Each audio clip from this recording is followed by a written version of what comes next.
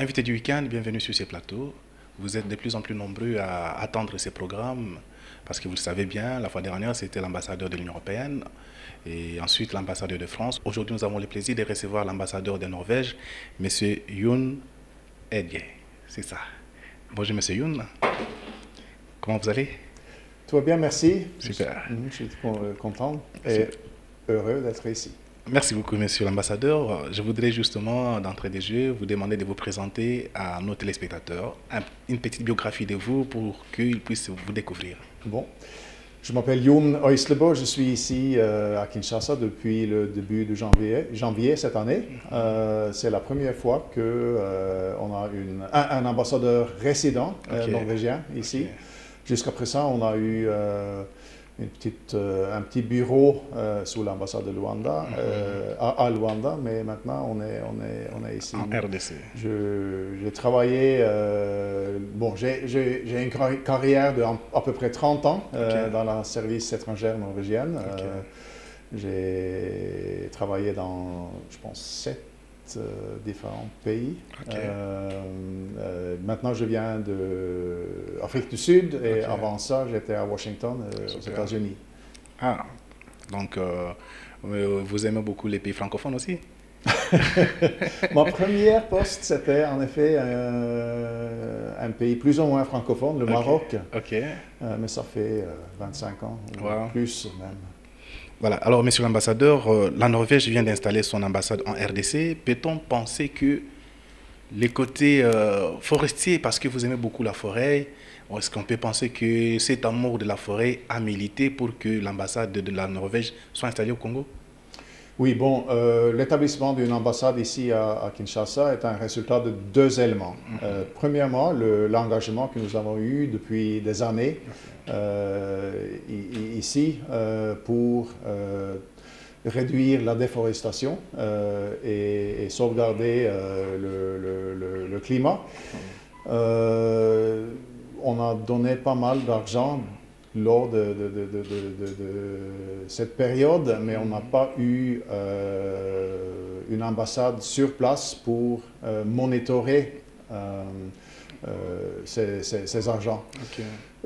Deuxièmement, la Norvège est membre à partir de janvier de cette année du Conseil de sécurité de l'ONU. Et bien sûr, ce qui se passe dans l'est de ce pays est pertinent pour le travail du Conseil. Et mon devoir, donc, c'est de mieux comprendre ce qui se passe, pourquoi ça se passe. À part de ça, l'RDC est devenu un partenaire particulier, un partenaire privilégié de la Norvège. Nous avons essayé pendant des années de concentrer notre assistance au développement et nous avons eu 16 pays partenaires privilégiés, l'RDC est à partir de 2021 le 17e. Ah, d'accord. Je voulais savoir, est-ce que vous pensez que vos investissements dans les domaines de l'environnement et de manière particulière dans les domaines de la forêt en RDC portent leurs fruits? Il faut avoir de la patience, c'est sûr. C'est comme les arbres dans le forêt, ça pousse lentement et on apprend en marchant. On apprend de faire mieux et nous étions préparés que ce soit un processus long, mais nous croyons que à la fin, on va arriver à des résultats qui sont bien pour les Congolais et bien pour le monde aussi. Mais vous serez patient jusqu'à ce que les Congolais prennent conscience de vos attentes? Oui, je suis convaincu. J'ai beaucoup de confiance aux Congolais. Ok, super. Alors, la deuxième question. Monsieur l'ambassadeur, la Norvège, à travers le NORAD, finance la RDC depuis plusieurs années, mais c'est plus des ONG internationales qui tirent profit ou bien qui bénéficient de ces financements. Pourquoi n'ait pas choisi de travailler avec les ONG locales directement, qui est passé par les ONG internationales? Bon, la Norvège n'est pas un grand pays. Notre population est plus petite que celle de Sud-Kivu. Okay. Donc nous n'avons pas tellement de ressources humaines pour gérer des disons, petits programmes de moyenne grandeur.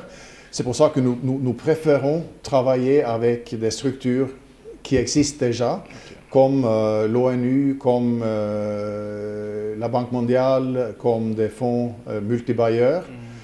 Et c'est comme ça qu'on fait en RDC aussi. Mais à mon avis, les structures congolaises profitent déjà depuis plus que 15 ans des financements norvégiens. Voilà, alors monsieur l'ambassadeur, comme vous pouvez bien le remarquer, il n'est pas francophone, c'est un anglophone. Il se débrouille quand même pour passer les messages, donc il ne faut pas tenir rigueur sur son français. Donc voilà. Alors monsieur l'ambassadeur, je voudrais savoir, plusieurs Congolais pensent que les mécanismes mis en place pour accéder à vos financements sont très complexes et parfois c'est difficile même accéder à ces financements. Vous partagez le point de vue de ces Congolais? Je comprends le point de vue. C'est vrai qu'ils paraissent complexes, et ils sont complexes pour moi aussi. Okay. Mais cette complexité a été établie pour une raison, c'est pour assurer une bonne gestion, une bonne performance et les meilleurs résultats de nos fonds. On suit des procédures qui s'appliquent à toutes les structures. En RDC, comme en Norvège, comme dans d'autres parties du monde. Okay. Et je souligne que les financements norvégiens pour le secteur du climat et forêt en RDC sont accessibles à travers NORAD et différents mécanismes internationaux, surtout CAFI, le projet, le programme de forêt ici en RDC. Mais déjà justement, ces programmes, l'accès à ces financements complique un tout petit peu. Est-ce qu'il n'y a-t-il pas moyen justement pour les cas de la RDC de rendre un peu flexibles vos mécanismes? Ce n'est pas possible de les faire? Non, quand même, il faut penser à ceux qui contribuent au fond, okay, la population en Norvège qui paye les impôts. Et pour nous, il faut bien pouvoir défendre comment est-ce qu'on dépense, comment est-ce qu'on utilise le fonds et quel est le contrôle que nous avons sur les fonds. Ok. Alors, je voudrais aussi savoir quelle est l'évaluation que vous faites des différents projets financés à travers NORAD. Est-ce que vous êtes satisfait des résultats obtenus à travers ces différents projets? Si on n'était pas satisfait, on n'aurait pas continué la coopération et les programmes. Mais bien sûr, on peut toujours discuter les résultats et comme j'ai déjà dit, il faut souvent avoir de la patience avant qu'on voit les résultats qu'on veut obtenir. Ok.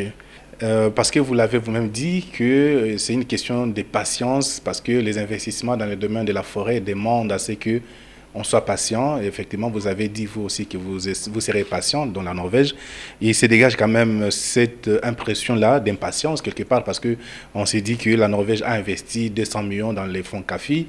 Il veut voir des résultats au plus tôt possible. Mais dans l'entretemps, les Congolais ne sont pas prêts. Comment travaillez-vous avec la RDC pour essayer un peu d'améliorer cet aspect des choses? On a mis avec CAFI, et la Norvège est membre de CAFI, l'initiative contre la déforestation. On a mis en place une structure nationale ici en RDC qui s'appelle FONARED. FONARED est chargé de la gestion et coordination des activités et des financements. Et c'est aussi une plateforme pour tous les partenaires pertinents, le gouvernement, la société civile et les experts indépendants. Ouais.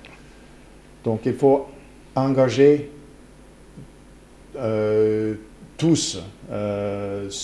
ne voulons pas, comme la Norvège, un pays, venir ici et imposer nos solutions. Il faut engager tous les partenaires pertinents ici. Ok. Alors, comment vous faites pour vous assurer que les financements que vous avez donnés, par exemple, au FONARED, a été bien géré? Ce partenariat stratégique est déjà en cours. D'une part, l'RDC est, comme je dis, un des 17 pays avec lesquels la Norvège maintient un partenariat privilégié. D'autre part, un partenariat existe déjà. C'est le CAFI, Ouais. où la Norvège apporte quand même une grande partie de l'enveloppe financière. La Norvège espère que CAFI arrive à mobiliser encore des fonds pour développer les ambitions, disons, de ce programme. Alors, monsieur l'ambassadeur, la CAFI met quand même beaucoup d'argent en RDC, notamment dans les FONARED, Fonds National RED. Comment vous faites pour vous assurer que l'argent qui a été déposé au FONARED a été bien géré? On a un protocole qu'on suit dans tous les pays où on travaille avec des projets pareils. On a des évaluations régulières et obligatoires et des audits externes avec des experts qui évaluent les résultats et la gestion des programmes. Et aujourd'hui, vous pensez que l'argent est bien géré? Si nous n'avions pas cru qu'ils sont bien gérés, nous n'aurions pas continué le travail. Ok. Donc, c'est que ça prouve que bientôt vous allez mettre beaucoup d'argent parce que le programme, les 5 ans, la première lettre d'intention qui a été signée, c'était pour 5 ans. Les 5 ans sont épuisés. Maintenant, nous sommes sur une nouvelle durée de 10 ans. C'est qu'on peut attendre beaucoup d'argent plus que ce que vous aviez mis avant. Oui, on est en négociation avec le gouvernement et les autres partenaires de CAFI, ou avec les autres partenaires de CAFI, sur un programme, en effet, pour 10 ans, avec des ambitions au niveau des résultats et au niveau de financement assez ambitieux. Oui, on va continuer. C'est pour ça qu'on est ici. C'est quand même, actuellement, c'est la moitié de notre contribution financière en RDC, c'est dans le domaine de déforestation. Alors, monsieur l'ambassadeur, la première lettre d'intention, sur les 5 ans couvertes par la première lettre d'intention, il y a encore de l'argent qui reste à donner à la partie congolaise. Alors, on est en train de négocier pour la deuxième lettre d'intention. La partie là qui est restée là, ça va tomber ou bien vous allez donner à la partie congolaise? Ce n'est pas été décidé encore, c'est une question ouverte. On est en train de discuter avec le gouvernement, avec les autres partenaires de CAFI, pour décider si on peut dépenser l'argent qui reste ou une partie de l'argent qui reste. Ça dépend des négociations, ça dépend aussi des résultats qu'on obtient. Ok. Mais pour la deuxième lettre d'intention, êtes-vous prêt à mettre $1 milliard parce que la partie congolaise exige $1 milliard au moins? La somme n'a pas été fixée, mais on a des ambitions assez élevées. Okay. Je voudrais savoir, monsieur l'ambassadeur, quelles sont les perspectives, parce que vous êtes maintenant installé ici comme une représentation de la Norvège dans notre pays. Est-ce que vous avez des perspectives dans le cadre de votre collaboration avec notre pays? Oui, on n'aurait pas établi une ambassade si on ne croyait pas qu'on va rester ici. Pour nous, c'est un projet de long terme. Nous avons une volonté politique de travailler avec l'RDC, de renforcer le partenariat que nous avons commencé à développer.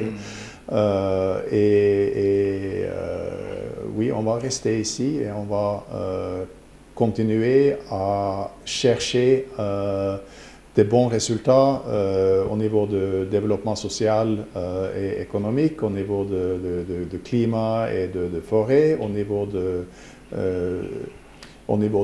droits humains et au niveau de aide humanitaire. Ok, vous êtes engagé, vous soutenez et vous êtes intéressé à la forêt parce que vous voulez atteindre les objectifs, c'est ça? Oui, la Norvège est très engagée pour atteindre les objectifs de développement durable et les forêts sont importantes au niveau de changement climatique. Et nous savons que ce qui se passe en RDC ne reste pas en RDC. Ça a des conséquences, des implications pour le reste du continent et pour le monde entier. La République démocratique du Congo peut servir comme un exemple pour le reste du monde de gestion responsable des forêts. Alors, je suis en train de chuter déjà, monsieur l'ambassadeur, parce que vous avez dit la RDC est le 17e pays qui est comme un partenaire privilégié de la Norvège. Dans ces cadres-là, qu'est-ce que vous allez faire? Ça veut dire que on cherche à établir des liens plus proches, un dialogue politique, travailler très prochement avec le gouvernement au niveau de priorités et activités et programmes, et qu'on peut avoir une certaine prévisibilité de notre partenariat. Ce n'est pas quelque chose qu'on va arrêter ou qu'on va annuler l'année prochaine. Ok. Est-ce que vous pensez que vous allez travailler cette fois-ci beaucoup plus avec les ONG nationales que les ONG internationales parce que vous êtes basé déjà à Kinshasa? Je veux bien m'engager avec les ONG nationales aussi, parce qu'ils ont une expérience et ils connaissent le pays. Mais nous allons continuer à gérer les programmes par des structures établies internationales et multibailleurs. Monsieur l'ambassadeur, protéger les forêts de la RDC ne suffit simplement pas parce qu'il y a des communautés qui vivent de ces forêts et qui veulent se développer. Est-ce que vous avez pensé quand même au développement de ces communautés?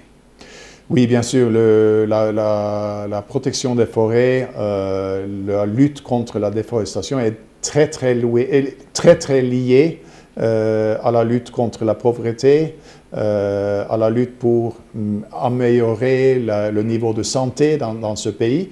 Et aussi, finalement, c'est lié à la situation de sécurité, parce que pauvreté, créer une base de recrutement pour les jeunes gens qui n'ont pas d'autres possibilités que s'engager dans les activités des rebelles. Donc, le programme par CAFI contre la déforestation a des éléments aussi éléments de réduction de pauvreté, de santé et les contributions pour améliorer la situation économique et sociale.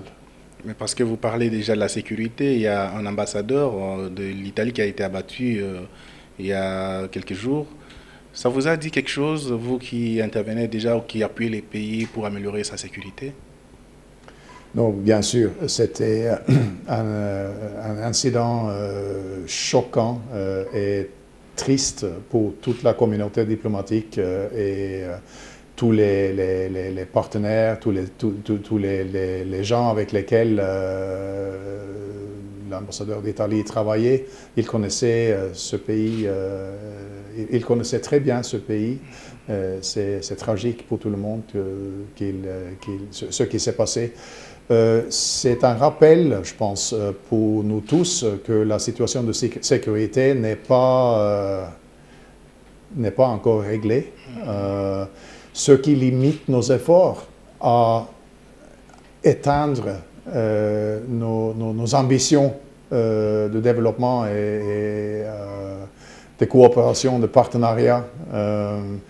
Et je crains que ceux qui finalement vont souffrir de cette situation, c'est le peuple congolais. Parce qu'il devient plus difficile à travailler librement dans les zones où les besoins sont très grands, avec une situation de sécurité comme ça. Mais ce n'est pas aussi une manière d'alerter la communauté internationale à s'investir davantage pour éradiquer cette insécurité à l'est du pays? Bien sûr, il faut que nous travaillions tous avec cet objectif devant nous. Oui. Super.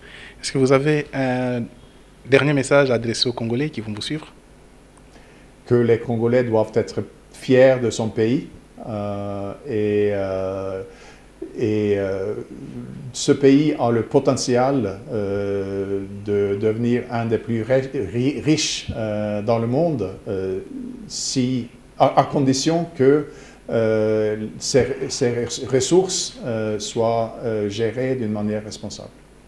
Monsieur l'ambassadeur, merci beaucoup pour nous avoir accepté dans votre bureau, parler un peu de votre engagement dans le domaine de la forêt dans notre pays. Ça a été un plaisir de vous recevoir sur ce plateau. Et je pense que c'est la première fois peut-être que nous reviendrons encore vers vous lorsque vous aurez plus d'informations sur les différentes thématiques que vous allez aborder pendant votre séjour ici à Kinshasa. Merci. C'est par ici que nous mettons un point final à cette émission et nous vous fixons rendez-vous prochainement avec un nouvel ambassadeur parce que nous essayons de faire parler tous les représentants des corps diplomatiques dans notre pays, surtout ceux qui travaillent ou qui investissent dans les domaines des forêts. Donc nous vous fixons rendez-vous prochainement avec un nouvel invité. D'ici là, portez-vous bien et à la prochaine.